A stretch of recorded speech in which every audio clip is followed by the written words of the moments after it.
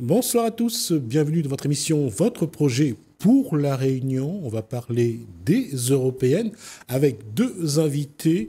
Alors le premier, François Asselineau, bonsoir. Bonsoir. J'allais dire que c'est pas la première fois, donc je rappelle que vous êtes le président de l'UPR. Vous allez me rappeler que l'UPR, ça veut dire... Union populaire républicaine. Et Monsieur Binet, bonsoir. Bonsoir. Vous allez me dire votre prénom parce que j'ai... Florian. Voilà, j'ai oublié. Florian. Et vous êtes donc le délégué... Délégué départemental de l'UPR pour la Réunion. D'accord.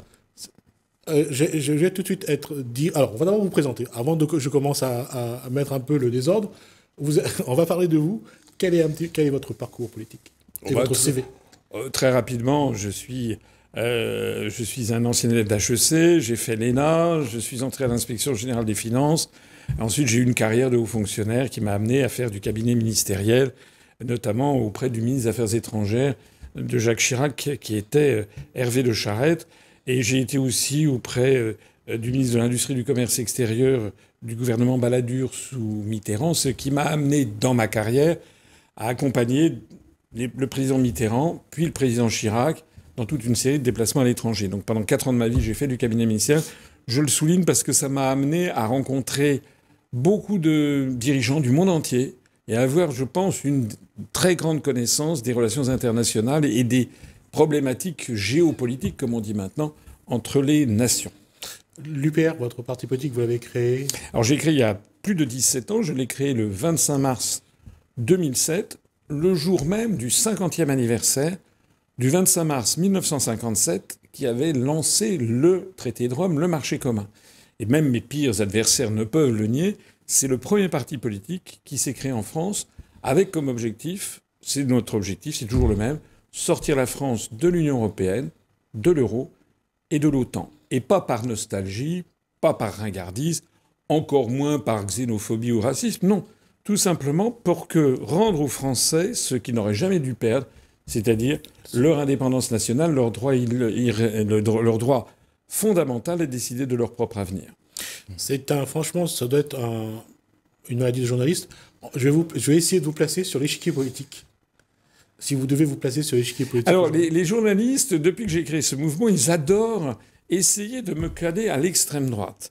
Ils essayent d'expliquer que le Front National, que Zemmour, ici et ça, voudraient sortir de l'Union européenne et que je serais d'extrême droite. Je lui réponds deux choses. D'abord, la première, c'est que Madame Le Pen, M. Bardella, M. Zemmour, etc., n'ont jamais proposé de sortir de l'Union européenne. Nous, on offre une caisse de 6 bouteilles de champagne, il y a quelqu'un qui me montre une profession de foi, un document officiel qui le dise. Non. Il y a 40 ans, M. Le Pen se présentait aux élections européennes avec le slogan « La France est de retour ».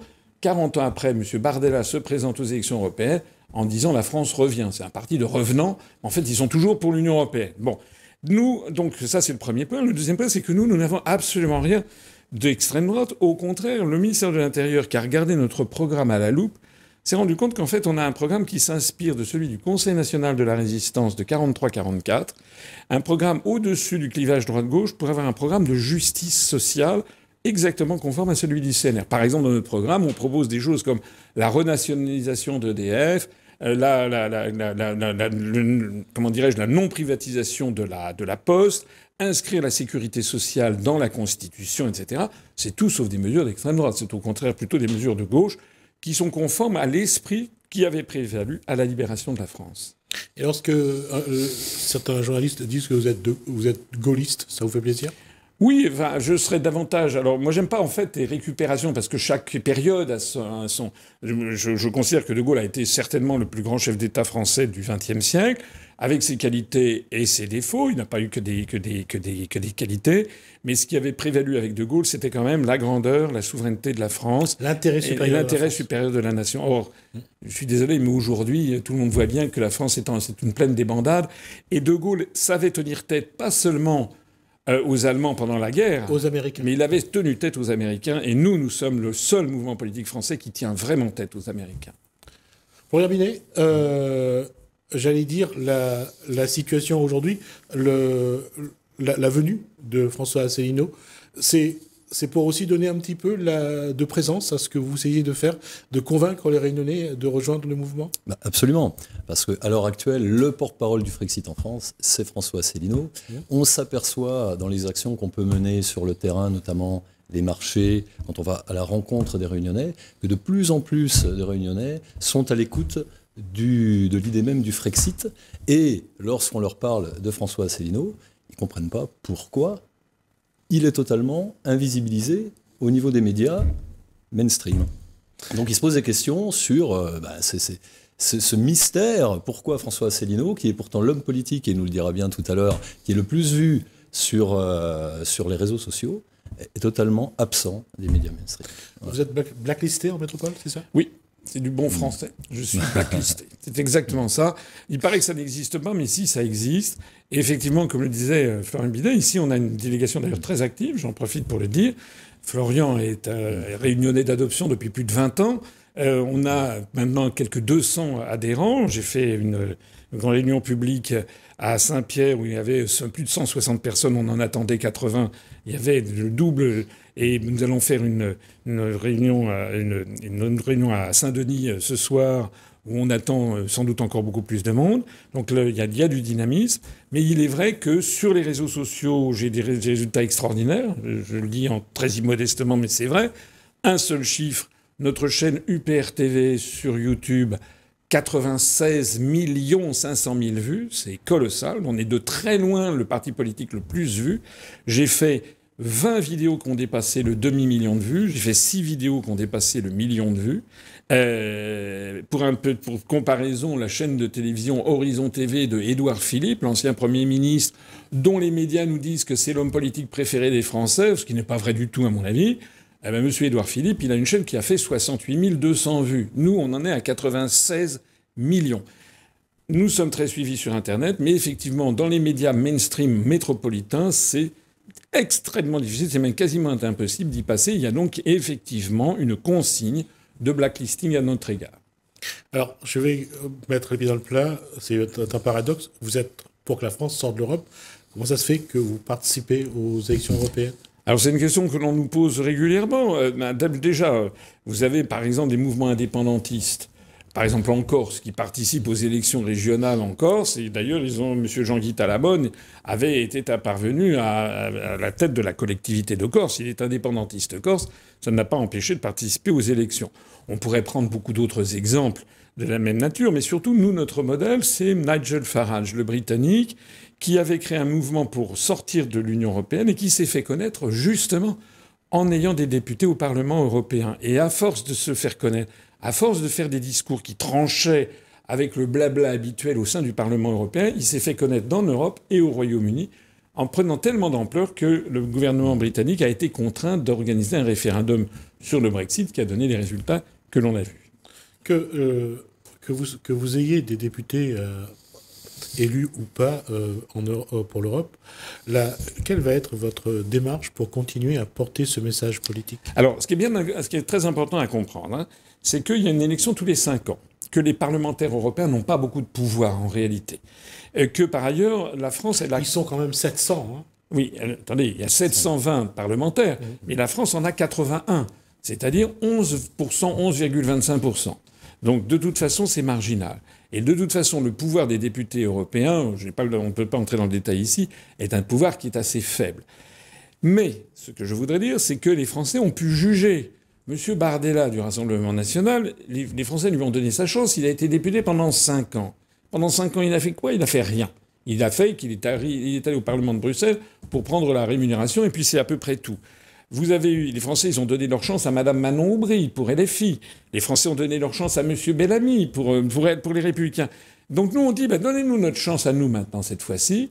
Quand nous, on dit qu'on veut sortir de l'Union européenne, de l'euro et de l'OTAN, je me permets de préciser que même si on a des députés, on ne pourra pas le faire, puisque ça veut dire changer les traités, et les traités ne se changent pas par les députés européens, ils se changent par les 27 gouvernements et les 27 parlements nationaux. Ça veut dire que tous ceux qui défilent devant les Réunionnais, devant les Français en général, et qui leur disent « moi je veux une Europe écologiste, une Europe sociale, une Europe des patries, une Europe des nations, une Europe des travailleurs, une Europe rouge à poil vert, une Europe bleue à poil jaune », en fait, ils racontent des bobas puisqu'ils n'ont pas le pouvoir de changer. Nous, on n'aura pas davantage le pouvoir de faire sortir la France de l'UE. Mais si on a des députés européens, ce qui changera, et ça sera vraiment fondamental, c'est qu'on pourra faire comme Nigel Farage, porter la contradiction au Parlement européen et aussi nous faire faire s'effondrer ce blacklisting qui existe dans les médias français. En fait, ce qu'on demande fondamentalement, c'est le retour de la démocratie en France. On veut simplement, mais ça paraît incroyable, mais c'est quand même le problème, on veut que les débats soient approfondis sur les avantages et les inconvénients qu'il y a à rester ou à sortir de l'Union européenne. Ça serait quand même bien la moindre des choses, alors qu'il y a énormément de Français qui commencent à comprendre que c'est un piège. Il faut que ce débat ait lieu.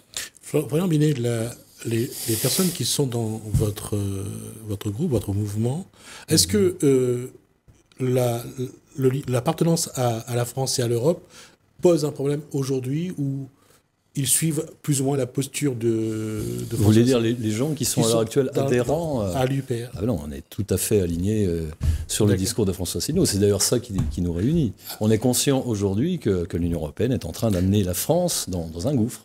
Donc, le problème, c'est qu'à chaque fois qu'on dit aux gens qu'il faut sortir, la sortie de l'Europe est une bonne chose pour la France, ils répondent toujours, mais tous les fonds européens qui permettent de financer les projets, ben, on va les perdre. Alors je vais vous raconter un petit... On va faire un comparatif. Vous imaginez un boug qui voit son frère qui arrive et qui lui demande un billet de 200 €. C'est son frère qui lui donne 200 €. D'accord ? Et puis, une quinzaine de jours après, le frère revient et lui dit « Je te rends pas 200 €, je te rends seulement 170 €, par exemple. » D'accord ? Parce que j'ai gardé... Je te rends 130 €, pardon. J'ai gardé 70 € pour moi... Parce que j'avais faim, il a fallu que je mange, et j'avais mon voisin qu'on avait besoin, donc je lui ai donné aussi un peu d'argent. Et par contre, l'argent qui reste, les 130 €, je ne te les donne pas tout de suite. Je vais emmener tes enfants au cinéma, je vais les emmener au restaurant, je vais leur payer une glace. Et les belles boucles d'oreilles que ta femme veut depuis 2 mois, eh ben, je vais lui acheter. Et le soir, il y a ces enfants qui rentrent, à ce monsieur qui a donné 200 €, et qui disent « Ah, tonton, les gaillards, il nous a emmenés au cinéma, il nous a emmenés au restaurant, il nous a payé une glace. » Et après, sa femme rentre en disant « Ton frère est très gentil. Il m'a offert des boucles d'oreilles que je jouais depuis 15 jours. » Le gars dit « Mais cet argent, il est à moi. » Ben, c'est pareil avec l'Union européenne. On donne de l'argent. L'argent qu'elle nous rend, c'est notre argent à nous. L'année dernière, on a donné 27 milliards d'euros. La France a donné 27 milliards d'euros. L'Union européenne en a récupéré 18 milliards uniquement. Et sous condition. C'est exactement la même chose qu'avec les 200. Ce que dit Florian est fondamental. Hein. Ça veut dire qu'effectivement, il a parfaitement raison. Chaque année, on donne 10 milliards d'euros de plus, les contribuables français, que ce que l'on reçoit. Ça veut dire que si on sort de l'Union européenne, bien sûr, il n'y aura plus les drapeaux bleus aux étoiles d'or. Là, j'ai vu sur la route depuis Saint-Denis, il y a marqué « L'Union européenne finance ça ». Mais c'est une arnaque. C'est une partie de l'argent qu'on a donné qui nous revient. Donc si on sort de l'Union européenne, non seulement on pourra le financer directement en mettant cette fois-ci le drapeau de la République, mais on aura en plus 10, 12 milliards d'euros supplémentaires, par exemple pour améliorer les infrastructures à La Réunion, lutter contre le chômage à La Réunion, mais aussi pas seulement à La Réunion. Regardez la situation, par exemple, à Mayotte ou en Guyane, qui est absolument catastrophique. Nous, on donne de l'argent par l'intermédiaire de l'Union européenne à des pays comme l'Ukraine ou la Pologne. Ce sont des milliards. Et en plus de ça, les Polonais, ils ne savent même pas que c'est nous qui payons. Ils croient que c'est l'Union européenne qui le leur donne. Et cette question-là, elle revient aussi, c'est que le fait qu'il y a aujourd'hui une Union européenne à 27 pays, est-ce que l'objectif de départ, comme ça a été pour le charbon, l'acier et l'énergie, est-ce que de mettre ensemble les efforts, les moyens, est-ce que ça ne fait pas baisser le coût à l'arrivée pour le consommateur? Est-ce que le fait d'être dans l'Europe, est-ce qu'il n'y a pas des avantages commerciaux, par exemple, ou autres, qui permet de gagner quelque chose? Même si la France perd 10 milliards à l'arrivée sur ce qu'elle donne, est-ce qu'il n'y a pas des avantages malgré tout? Alors, ce sont des théories économiques qui s'entrechoquent. Certains vont dire oui, d'autres vont dire non. Moi, je pense qu'il faut garder les idées simples. Ça fait maintenant, depuis 1957, depuis le traité de Rome, ça fait quand même 67 ans que l'on construit l'Europe. Donc, normalement, si ce que vous dites est vrai, les pays qui sont au sein de l'Europe devraient briller de tout leur feu d'un point de vue économique. Ils devraient être beaucoup plus riches que les autres. Or, on assiste au contraire. En Europe, ce sont les 3 pays qui ont refusé d'entrer dans l'Union européenne, les 3 pays occidentaux, la Suisse, la Norvège et l'Islande, qui se portent le mieux dans tous les indices, par exemple l'indice de développement humain des Nations Unies. Ils ont un niveau de vie qui est supérieur au nôtre. Au même moment, on constate en revanche que la France dégringole dans tous les domaines. Par exemple, le nombre d'agriculteurs familiaux était de 2 800 000 en France en 1960, et ils sont tombés à 380 000. L'industrie dans le PIB français, c'est une grande puissance industrielle, la France, dans les années 75-80. Le PIB industriel, c'était 38% du PIB de la France. On est tombé en dessous de 10%. On est tombé au niveau de la Grèce. Ça veut donc bien dire que ce système, quand on le mesure sur long terme, donne des résultats catastrophiques. Alors, est-ce qu'à un moment donné, on va se poser la question, est-ce qu'on doit continuer à agrandir ce marché commun pour faire plaisir aux Américains? Parce qu'au départ, c'était ça aussi. Mais c'est de ça qu'il s'agit, parce que là, on parle des 27. Vous savez, je vous ai dit tout à l'heure, pour réformer les traités, il faut 27 signatures de gouvernement plus 27 ratifications de parlements nationaux. Il faut 54 accords sur le même texte. C'est devenu impossible. Mais il y a pire, c'est qu'il y a 9 États qui doivent entrer. Et ce sont les Américains qui nous dictent. Par exemple, il doit y avoir l'entrée de la Bosnie-Herzégovine, l'entrée de la Macédoine du Nord, l'entrée de la Moldavie, l'entrée de l'Albanie, l'entrée de la Géorgie, l'entrée de l'Ukraine. Ce sont des pays qui vont entrer pour nous pomper des dizaines de milliards d'euros. Et au bout du compte, il y aura, même s'il y a 9 États supplémentaires dans l'Union européenne, vous imaginez ce que c'est qu'un conglomérat à 36. Vous savez, il y a une métaphore que tout le monde comprend, ça s'appelle la tour de Babel. Et vous savez comment ça se termine, la tour de Babel?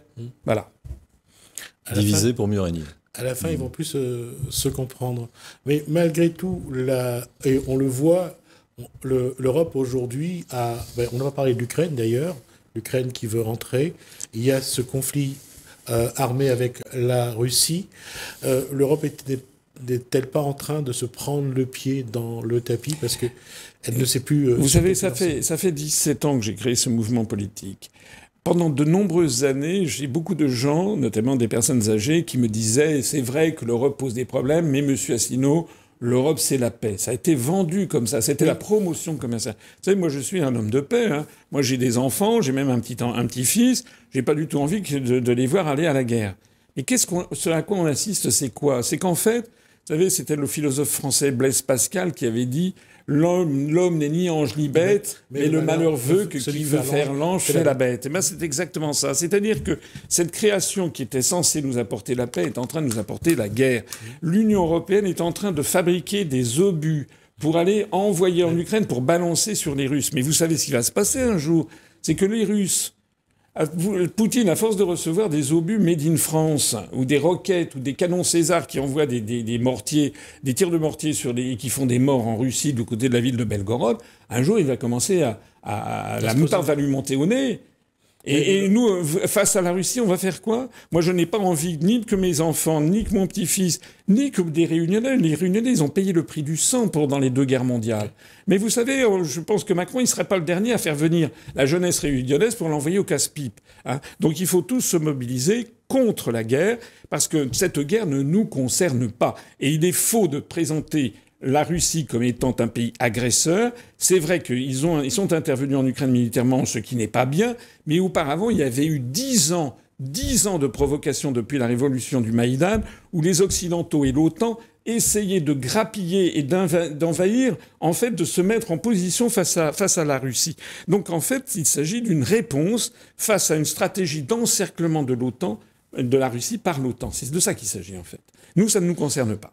Alors, comment la France doit aujourd'hui, parce que je pense qu'aujourd'hui les Français se posent des questions par rapport à ce conflit armé, qu'est-ce que la France devrait faire pour essayer justement de ne pas s'embourber? Le problème, c'est que nous avons un président de la République qui ne se fiche éperdument de ce que pensent les Français, qui piétine la Constitution. D'après l'article 35 de la Constitution, ça fait belle lurette qu'il aurait dû demander à l'Assemblée nationale un vote pour poursuivre les activités qu'il mène en Ukraine.